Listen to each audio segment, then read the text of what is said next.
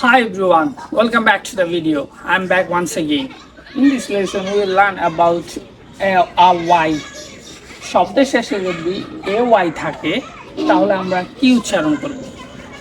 ইংরেজিতে শব্দের শেষে যদি ay থাকে আমরা সাধারণত a উচ্চারণ করি a। কিন্তু এখন থেকে আমরা উচ্চারণ করব a, কারণ ay থাকলে এই উচ্চারিত হয়। যেমন আমরা স্টে বলি, স্টে, এটা হবে স্টে। কি হবে? স্টে। যেমন বলি play, play, it's not play, it's play. Play, it's not play, it's play. Tray বলি, ট্রে, হবে ট্রে, ট্রে। যেমন বলি ডে, স্যাটারডে, স্যাটারডে, এটা হবে স্যাটারডে, স্যাটারডে। যেমন টুডে বলি, টুডে, এটা হবে টুডে, টুডে।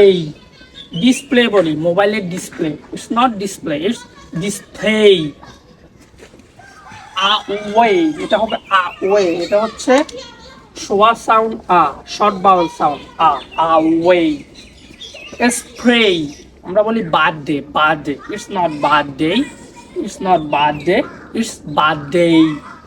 সো আমরা এখন একটা ঠাং টুইস্টার প্র্যাকটিস করবো। ঠাং টুইস্টার প্র্যাকটিস না করলে কি হয়, যে আমরা এখন শুনতেছি যে শব্দের শেষে এ ওয়াই থাকলে এই উচ্চারণ হবে, কিন্তু যখন আমরা বলতে যাব তখন আমাদের মুখ দিয়ে আসবে এ, বার্থডে আসবে, টুডে আসবে, ডে আসবে, ডিসপ্লে আসবে।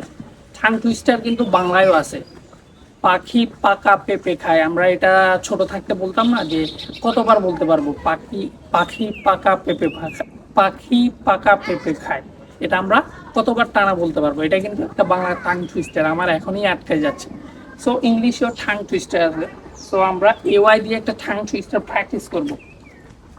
দেখেন, if you stay, if you stay one more day, if you stay one more day, I will play, I will play with the clay and tray, with the clay and tray.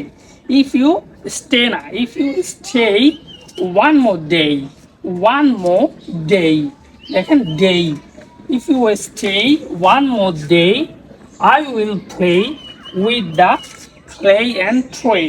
I hope আপনারা concept বুঝতে পারছেন। Thanks for watching this video.